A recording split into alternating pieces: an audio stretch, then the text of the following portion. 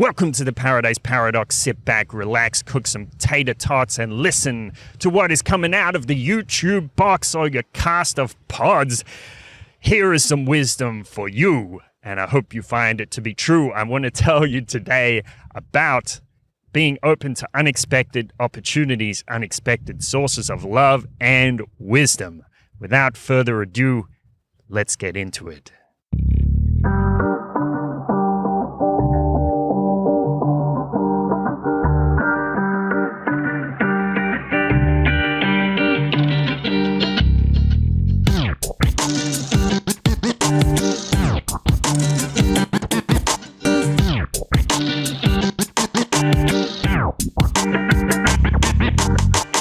Life often presents us knowledge in ways that we're not anticipating, and that's why it's necessary to be open to opportunities, things that don't look like you expect them to.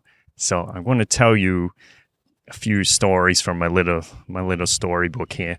Last night I was in a bar and I was about to leave, and I noticed this lovely young lady sitting and talking to her friends, and I don't know why. I just I like the look of her. I like the way she expresses herself, and she's very animated and extroverted, a beautiful woman.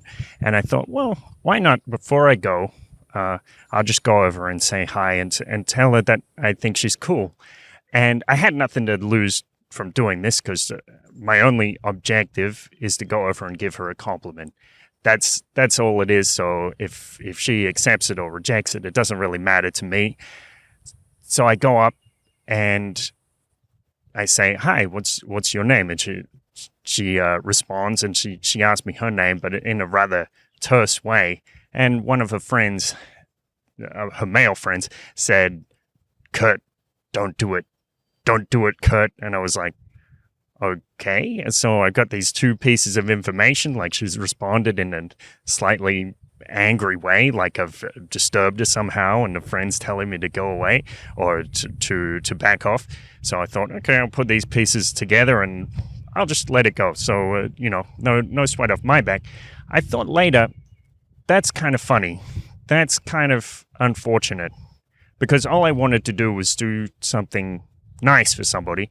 And I thought I had this kind of burning pity inside of me. And I wondered, when I went to Latin America, I remember the first time when I was in Colombia, I remember I would meet lovely young ladies on the street and I'd say, "Oh, well, come with me, let's go get coffee," or whatever it was. And inevitably in the conversation, they would ask, "So do you have a girlfriend?" And I thought, how funny. Like, for me, the context is clear. Like, I've stopped you on the street, told you you're lovely, and tell you that I want to meet you and sit down and have a conversation with you.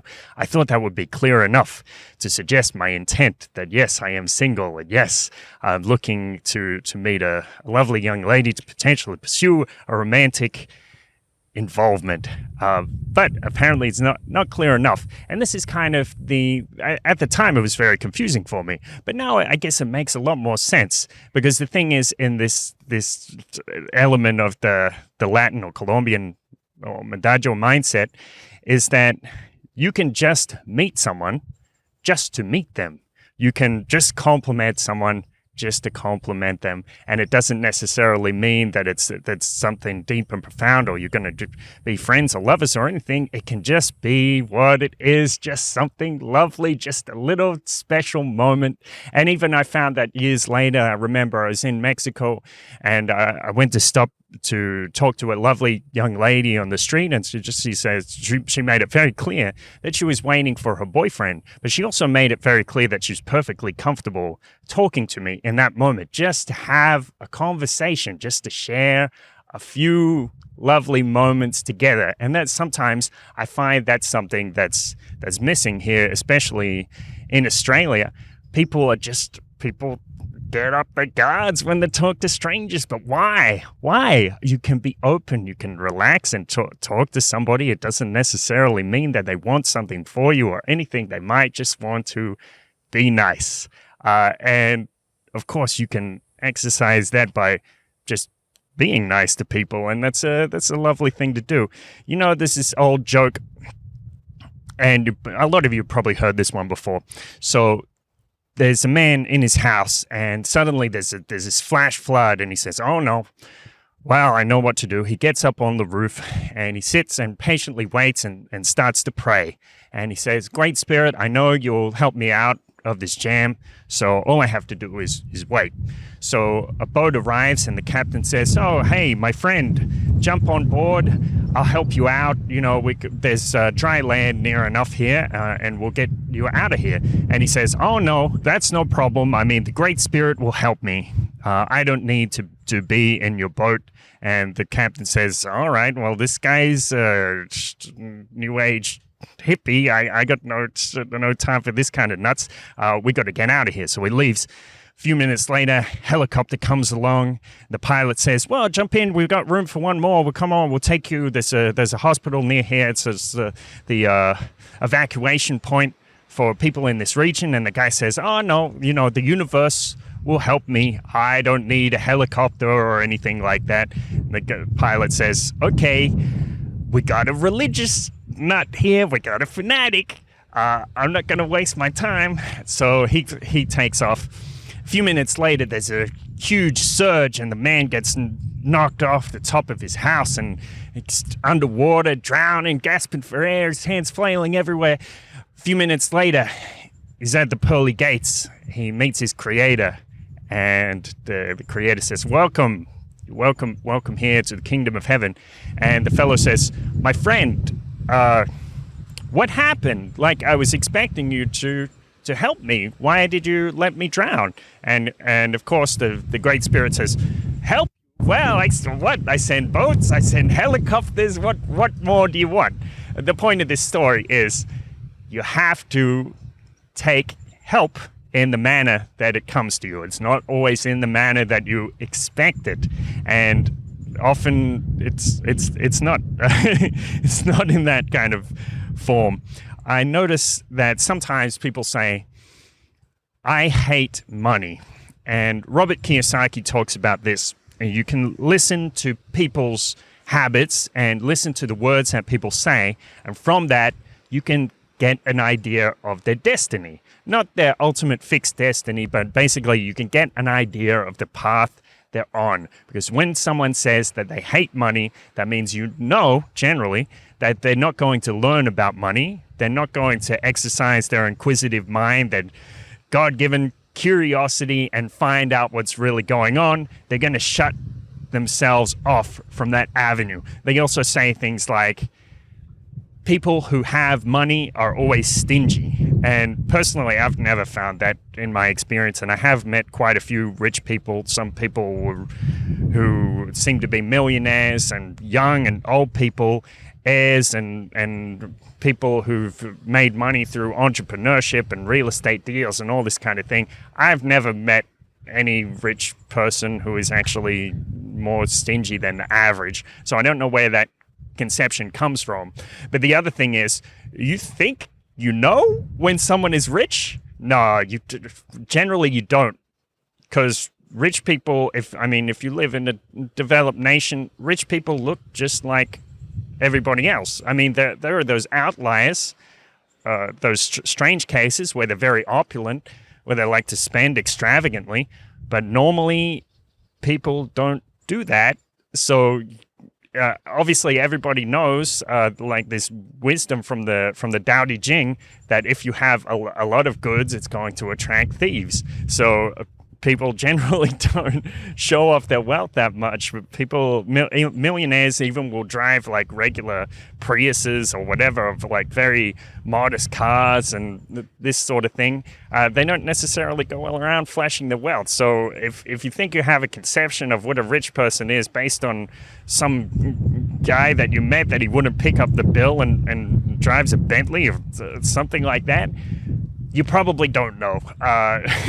So be aware and be wary of your own prejudices against people. The thing is, people say, "I hate money," and you notice, well, I've noticed, it's not always true, but a lot of the time, those are the people who complain about not having money. And these things, they're kind of contradictory, but they kind of go together as well. Of course, if you hate money, you're not going to understand it, and you're not going to end up having a lot of it. That's how it works out. You're going to end up distancing yourself from money because you say, well, I don't want to be one of those rich, evil people or the stingy rich people.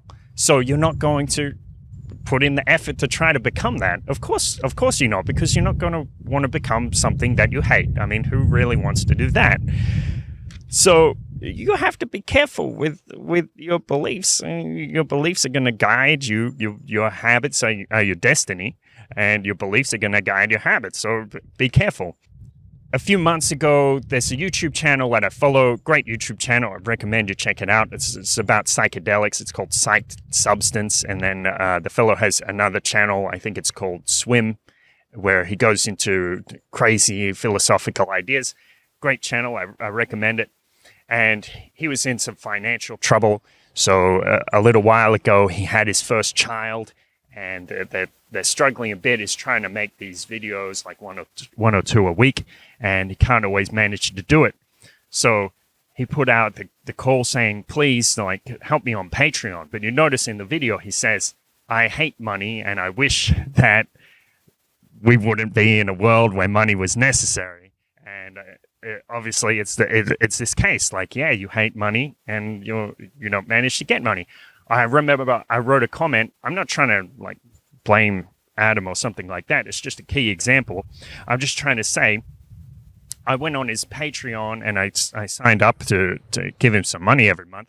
And I said, listen, man, like, you've got these thousands or hundreds of thousands of followers all around the world. If you walked into their house and say, please, can you give me a place to stay, or whatever it was, can you feed me or whatever, can you give me a hug even? These people will be more than happy to help you out in that way, but they can't always give you a hug. So sometimes they can give you $5 a month instead. The point is, you can be open to receiving love in different ways.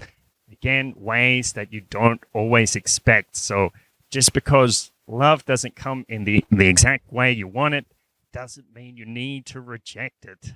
Be open to new forms. Be open to different media of receiving love. Years ago, many years ago now, once upon a time, I had a lot of problems meeting women. And my buddy Luke was kind enough to say, hey, I know you're having trouble.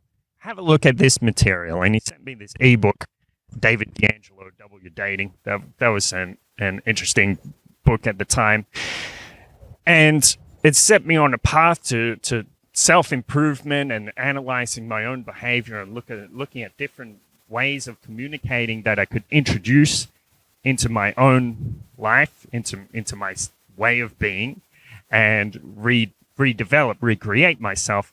I remember around that time, a couple of my friends, male friends, had said to me that they were having trouble in that area as well. And I said, well, I've got some resources. I could link you. I could, show you some different things and techniques, and we can talk about this.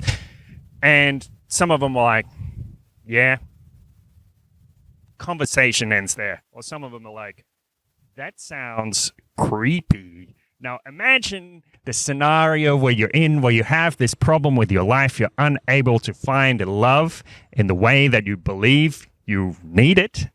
But at the same time, you believe that the steps that you need to take to increase that love are creepy, or they're messed up, or you believe that self-development, self-improvement is somehow emasculating. So the steps you need to take to achieve what you want to do are disgusting to you.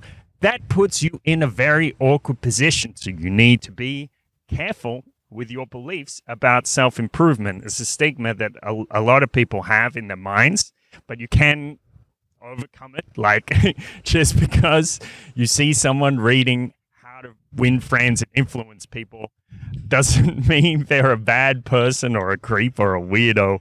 That's just not true. That's actually the people you see who are reading self-development books, who are focused on learning new ways to communicate. If they're not already cool people, they probably will be in a few years. So those are people that do you want to hang out with and try to learn from them when you can. So the point is, be open to bizarre wisdom. So wisdom comes in the ways that you don't expect it. The wisdom of a master, of a teacher, looks bizarre to a neophyte, and this is almost always the case.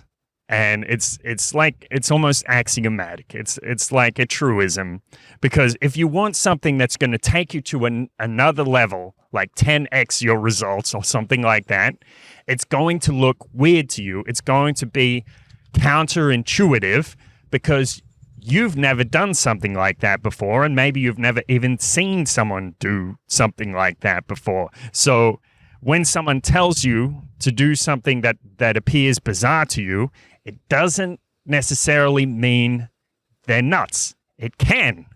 But from your perspective, you don't have the wisdom to tell the difference between when something bizarre is really clever or really stupid. So you have to ask people, do research, and of course, experiment in your own life in order to find out what holds up, in order to separate the shit from shinola, as they say. Be open to bizarre wisdom. That's the point. Because you have to work your way through it. Now, there's a famous experiment. Well, not so famous. There's an experiment based on luck where they said, okay, we're going to see which people say that they're lucky and they actually are lucky, or they're actually open to new opportunities, and that causes them to believe themselves lucky. The testers give the subjects a newspaper, and they say, if you find this certain word, and the word is, say, bananas. If you find the word bananas in this newspaper, we're going to give you $10. And the guy is like, great. For the lucky ones, there's actually a little blurb or a little classified in the newspaper, and it says, if you see this ad, tell the experimenter, and we're going to give you $100. What they found was, as a general trend, the people who considered themselves lucky were better at seeing that other opportunity than the people who considered themselves unlucky. So, we normally think of luck as serendipity, like just things happening out of coincidence or synchronicity, like someone is somehow blessed. This experiment indicates that the truth is closer to lucky people actually being aware of their surroundings and being aware of opportunities that present themselves in ways that they don't expect. Again, these things come in ways that you don't expect. So it's easy for me to say, be open to new opportunities. Well, that's something difficult to do. Like, how do you practically do that? One thing you can do is mindfulness meditation, because you're going to be more aware of your surroundings. So you're going to notice things that other people don't. So, for example, there's an interesting book called The Power of Now by Eckhart Tolle about mindfulness meditation. On a related note, but a different tangent, is the book Read 'em and Reap. It's written by an ex-FBI agent, I believe, and he talks about how you can observe your surroundings and use your observations to create hypotheses to figure out what's actually going on around you and try to develop your skills of observation and deduction. So the book is about poker players, or about playing poker specifically, written by this ex-FBI agent and a famous card player, but it applies to general life as well. So that's a good book you can have a look at.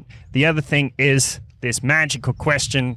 You might remember the scene from Revolver where Ray Liotta says to Jason Statham, there's one important question, one golden question that will make someone rich, and the question is, what's in it for me? Which is a kind of adversarial way of phrasing it. I think the better way to phrase it is, how can I turn this to my benefit, or how can I turn this to the benefit of myself and those around me? So that's a great question to ask, especially if you have some kind of crisis. Like, even, for example, last night when that young lady was slightly rude to me or just put up the defenses and made it more or less apparent that she didn't want to talk to me. I looked at that. I had a strange emotional reaction to that, and I thought about it, and that became the dust or the speck of sand that irritated the oyster into making this pearl, this pearls of wisdom that I'm presenting to you right now. So it is possible when things look bad. Actually, sometimes that's when you find your best opportunity. So remember that, the beautiful question: how can I turn this bad, what apparently looks like a bad situation, to my benefit and the benefit of those around me? It's an important question, a question that will probably last you a lifetime. So what's the summary here? Be open to unexpected help or unexpected sources of love, mediums of expression of love that comes in ways you don't expect it. Be open to bizarre or counterintuitive wisdom, because that's how wisdom will normally come, because you're not prepared. You don't already know that level of wisdom, so of course it's going to appear bizarre to you. Be open to unexpected opportunities. Always ask how you can turn things to your benefit. So that those are my ideas for today. I hope that's useful. I hope you're having a great new year, and I wish you health, success, prosperity, and a beautiful 2018. Thanks so much for listening. Have a great day.